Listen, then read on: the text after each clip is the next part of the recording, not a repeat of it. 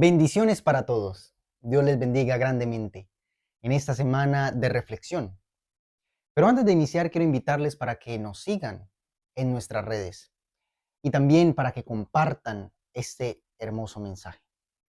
El versículo para memorizar de esta semana lo encontramos en Marcos capítulo 8, el versículo 34.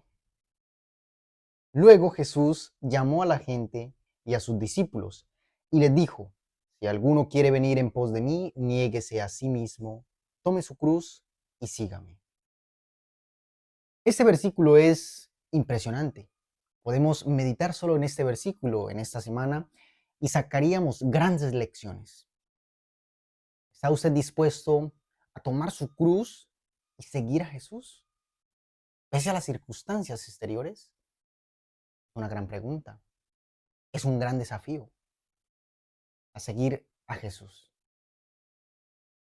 Vamos a entrar en materia en Marcos, capítulo 8, el versículo 22 al 30. Dice: vino luego a Betsaida y le trajeron un ciego y le rogaron que le tocara. Entonces, tomando la mano del ciego, lo sacó fuera de la aldea, escupió en sus ojos, pues puso sus manos sobre él y le preguntó si veía algo. Sabemos que en este milagro que Jesús hizo, ustedes pueden leerlo allí en sus Biblias más adelante, que Jesús tuvo que hacer un doble esfuerzo, dando a entender como si su efecto o su poder fue poco. Pero allí en esta historia, en este encuentro, podemos sacar grandes lecciones, pero vamos a pensar en dos. La primera es que Jesús toma a aquel hombre de la mano y lo aparta, lo lleva afuera para que para mostrarle que a aquel hombre le falta fe. Y como tiene poca fe, el efecto del milagro es mínimo, es poco. También que Jesús seguía haciendo sus milagros, pero de una manera incógnita, siempre mostrando la humildad. Apartando a aquel hombre, podemos pensar en que siempre que nos apartamos de las multitudes, de, de lo cotidiano, es cuando tenemos ese encuentro con Jesús. Y Jesús puede abrir nuestros ojos. Pero a veces nuestra falta de fe hace que limitemos el poder de Dios. El poder de Dios es, es grande, pero nosotros lo limitamos. Tal vez usted tiene algún problema de muchos años o conoce a alguien que tiene algún problema exterior, algún problema económico, algún problema de salud o algún problema de carácter, que lleva muchísimos años con ese problema. Y esto a veces también se ve en la iglesia, que algún hermano tiene algún problema de carácter y dice: no, es que esa es mi cruz o ese es mi defecto, pero lleva con eso años, 5, 10 años. Y esto da a entender como si el poder de Dios fuera mínimo, fuera poco, no fuera lo suficiente para cambiarnos. Yo creo que es por nuestra falta de fe que Dios no puede actuar en nosotros. Esto es para meditar. ¿Qué problema tiene usted que no ha permitido que Dios actúe, que transforme su vida? En Marcos capítulo 8, el versículo 31 y el versículo 38, sigue diciendo Jesús algo muy interesante. Comenzó a enseñarles que le era necesario al Hijo del Hombre padecer mucho, ser desechado por los ancianos, por los principales sacerdotes y por los escribas, ser muerto y resucitar después de 3 días. En estos versículos miramos que Jesús empieza a explicarles a sus discípulos su propósito, el por qué estaba en la tierra, por qué había venido a la tierra, que iba a morir en la cruz para perdón de nuestros pecados. Los estaba instruyendo, pero ellos como que no les interesaba mucho este asunto. Más bien entraban en otras conversaciones que tal vez no eran tan profundas. Por ejemplo, Pedro, lo miramos más adelante, que empezó a persuadir o quería persuadir a Jesús que no cometiera este error para él. Pero Jesús le dice, apártate de mí, Satanás. Lo reprende como si Pedro fuera Satanás.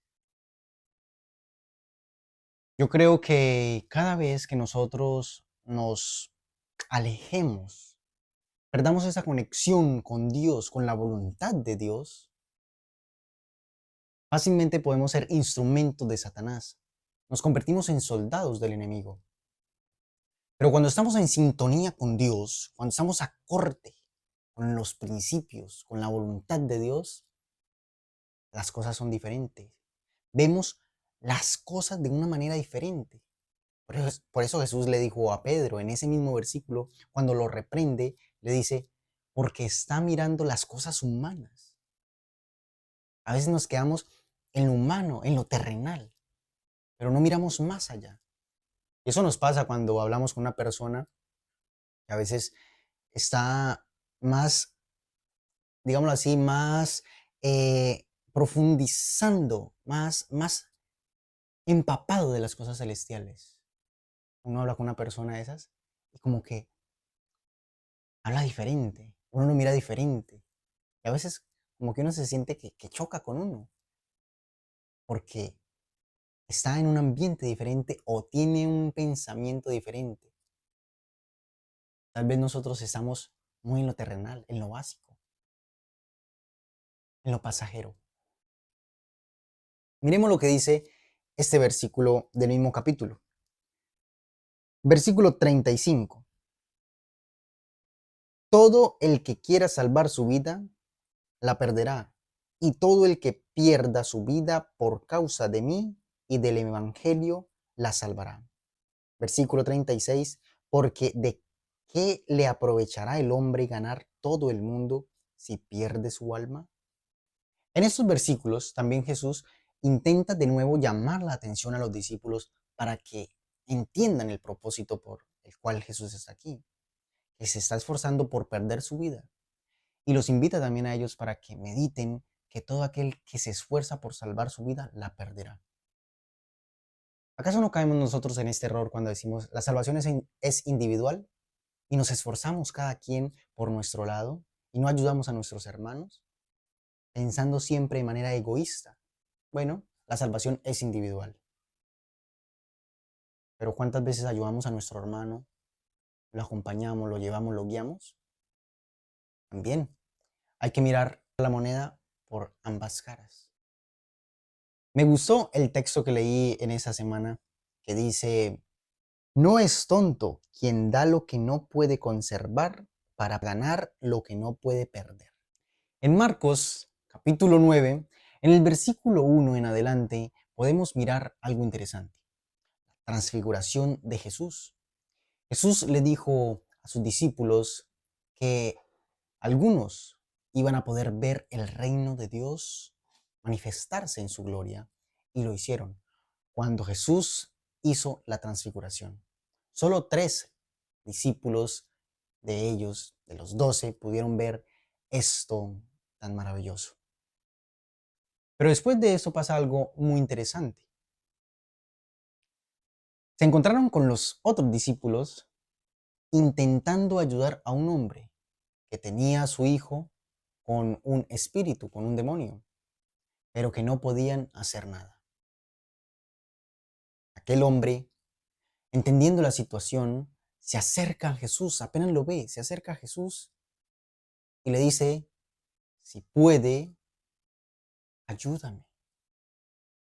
En el versículo 22, allí está, compadécete de nosotros, dice aquel hombre.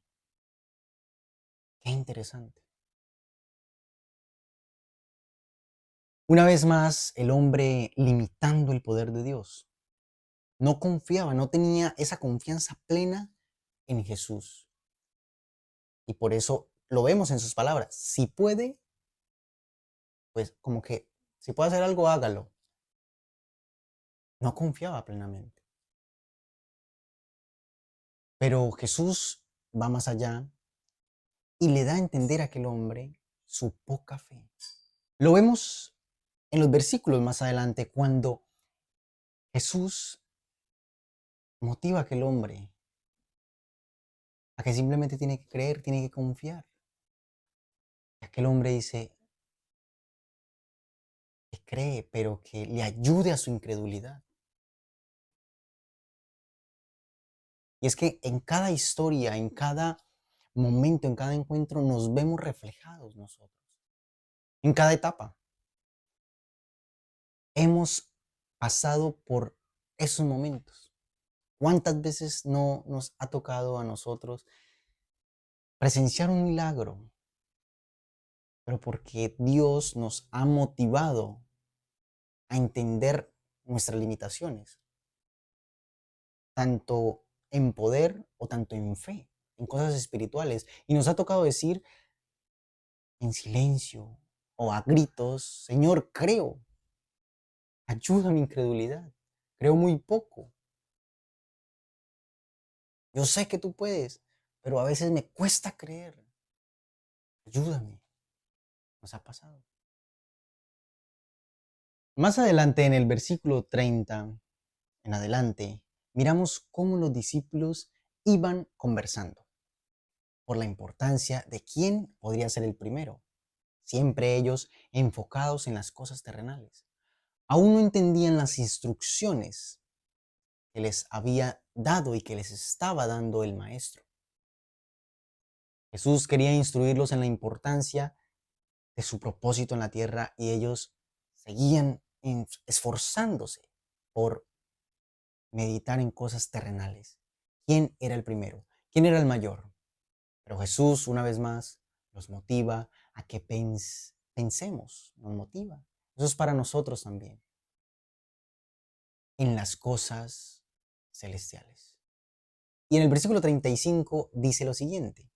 Entonces él se sentó, llamó a los 12 y les dijo, si alguno quiere ser el primero, será el último de todos y el servidor de todos. Es un golpe bajo, porque aquellos hombres discutiendo en esas cosas y cuando Jesús los confronta, como que ellos, no estamos hablando de eso. Pero Jesús ya sabía y por eso les dice estas palabras. Sin embargo, Juan como que sigue, como que refuerza en creer que ellos son más importantes. El versículo 38, miremos lo que dice. Juan le respondió diciendo, Maestro, hemos visto a uno que en tu nombre echaba fuera demonios, pero él no nos sigue y se lo prohibimos porque no nos seguía. Si miramos este versículo de un ángulo diferente, nos damos cuenta como Juan como que se le sale por la tangente a Jesús, evadiendo la situación, pero enfocado en su orgullo. Por eso dice, vimos a alguien que sacaba demonios en nombre suyo, pero como no nos sigue, como no es como nosotros que sí le seguimos, le dijimos que no. Qué tristeza. A veces nos sentimos más grandes, más, como que más importantes que otros. Tal vez por el conocimiento, tal vez porque va a la iglesia, conoce un poquito más la Biblia, por cualquier cosa. A veces hacemos sentir a las personas menores que nosotros. Pero ya sabemos que si queremos ser los mayores, los más importantes, tenemos que servir. Ya lo dijo Jesús. Por eso me gusta mucho ese texto del deseado de todas las gentes. Todo lo que nos da ventaja sobre otro, sea la educación o el refinamiento, la nobleza de carácter, el entrenamiento cristiano o la experiencia religiosa, nos impone una deuda para con los menos favorecidos y debemos servirlos en cuanto esté en nuestro poder. Si somos fuertes, debemos sostener las manos de los débiles. Los ángeles de gloria que contemplan el rostro del Padre en el cielo se gozan en servir a sus pequeñuelos. Las almas temblorosas, que tal vez tienen muchos rasgos de carácter censurables, les son especialmente encargadas. Hay siempre ángeles presentes donde más se los necesita, con quienes tienen que pelear la batalla más dura contra el yo y cuyo ambiente es más desalentador. Y los verdaderos seguidores de Cristo cooperarán en ese ministerio. En Marcos 9, el versículo 42 en adelante, a cualquiera que haga tropezar a uno de estos pequeñitos que cree en mí, mejor le sería que se le atara una piedra de molino en el cuello y se le arrojara al mar. Si tu mano te es ocasión de caer, córtala, porque mejor te es entrar en la vida manco que teniendo dos manos ir al infierno, al fuego que no puede ser apagado. Aquí en esos textos, y más adelante usted lo puede leer en su casa, vamos a meditar y analizar dos puntos. El primero, en ningún momento Jesús está hablando de manera literal que usted debe quitar una mano o un brazo para poder entrar al reino de los cielos. No, está hablando de manera figurada, de manera simbólica. Está exagerando para dar a entender la importancia de apartarnos del pecado, de vivir lejos del pecado. Simplemente una exageración, así como cuando tal vez usted o yo exageramos. Cuando llamamos a alguien y nos contesta y nos dice, lo he llamado como 30,000 veces, ¿cierto? ¿No le ha pasado? O estoy aquí esperándolo hace horas, o hace años, o hace días. Simplemente unos minutos. O simplemente yo creo que un ejemplo sería cuando usted invita a alguien a una fiesta, a una comida, a una reunión importante, pero invita a esa persona que le gusta estar como pegada en el celular, mantiene pegada en el celular. Y le responde a uno así, y como que usted al invitarlo le dice, si va a entrar y va a estar pegado en el celular, o se quita las dos manos o quédese afuera con sus dos manos y su celular. No le está invitando a que le se quite las dos manos, simplemente le está dando la importancia del asunto, como una aterrizada. El segundo punto es, en ningún momento Jesús está hablando de un infierno del que se cree hoy en día. La palabra infierno tiene hoy en día una connotación que es un lugar el cual el enemigo, Satanás, tiene allá quemándose a personas. O más bien, Dios, porque la atribuyen a Dios, que Dios, como es el creador de todo, creó un lugar donde gente se quema. Esto es muy errado, está muy lejos de lo que Jesús quiso decir. En primer lugar, ese significado de la palabra infierno, pues se le aplicó. Podemos decir que el imperio romano, el imperio religioso romano de la edad de la persecución de año 1538 en adelante, cuando empezaron a surgir todo el tema de las indulgencias, de pagar por sus pecados para que las personas no fueran al infierno. Se inventaron eso, es una historia simplemente, que se la inventó, que alguien se estaba ya quemando y para que no se quemara tanto tiempo, pues pague usted una indulgencia y entonces ya esa persona va a dejar de quemarse y va a poder morir o descansar en paz. Eso no es bíblico. En primer lugar, la palabra infierno simplemente es una traducción, es una palabra que se tradujo y la tradujeron así, infierno. No tiene ningún significado como el que acabamos de decir. Si miramos en otros puntos, en otras versiones, la palabra infierno no está. Veamos tres versiones en las cuales pude analizar ese versículo. La primera la encontramos en la Biblia del Oso de 1569.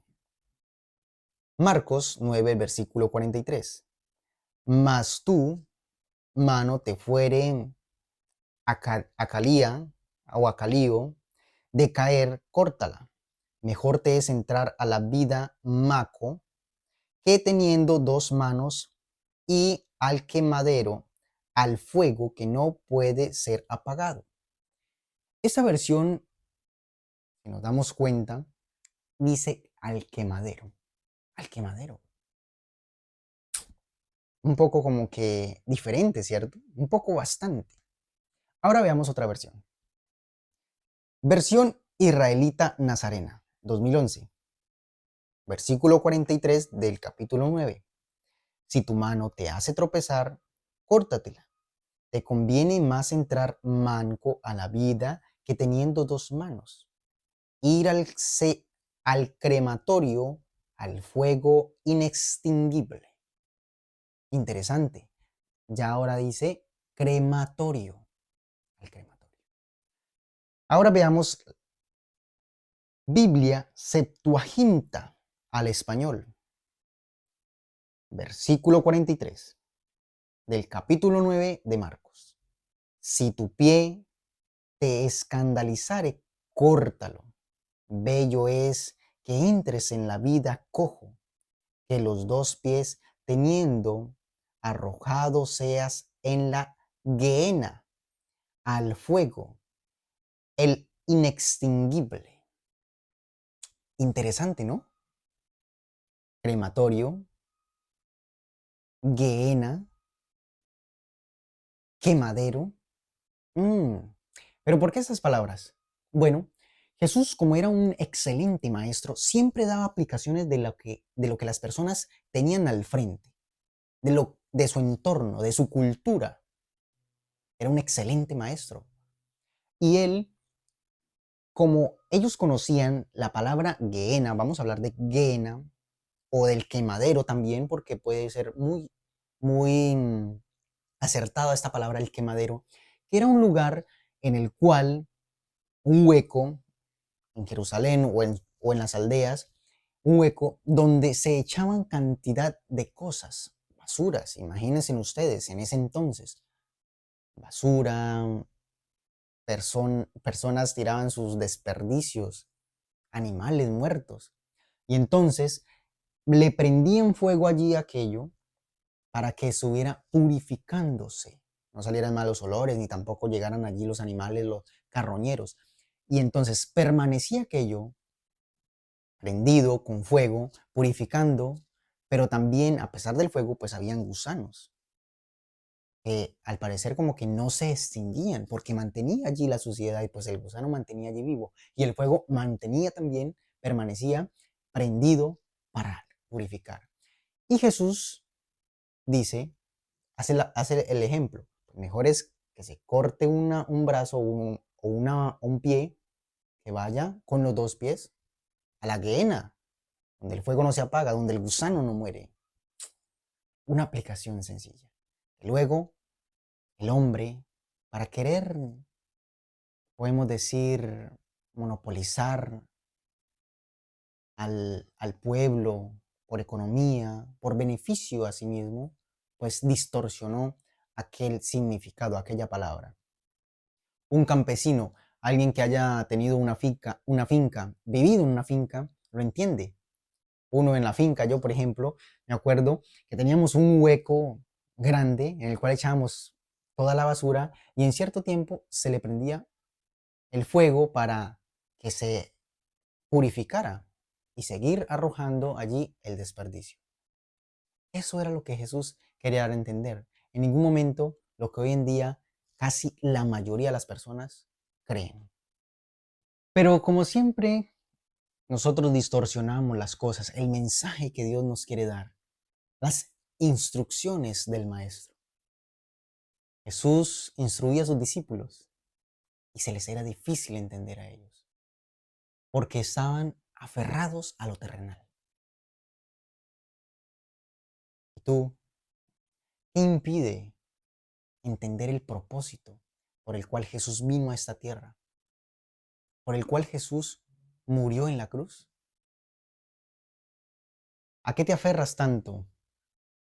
que no permites que Jesús pueda hacer un milagro en tu vida? Tal vez estamos pensando en querer ser más importantes, en ser los primeros, o nos esforzamos por servir, por reflejar el carácter de Jesús. El deseo de todas las gentes dice: antes del honor está la humildad. Para ocupar un lugar elevado ante los hombres, el cielo elige al obrero que, como Juan el Bautista, asume un lugar humilde delante de Dios. El discípulo que más se asemeja a un niño es el más eficiente en la labor para Dios. Los seres celestiales pueden cooperar con aquel que no trata de ensalzarse a sí mismo, sino de salvar almas.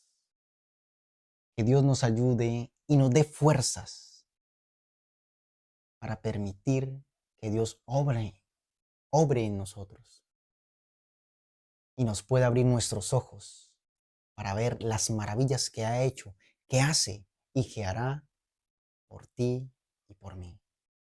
Dios te bendiga.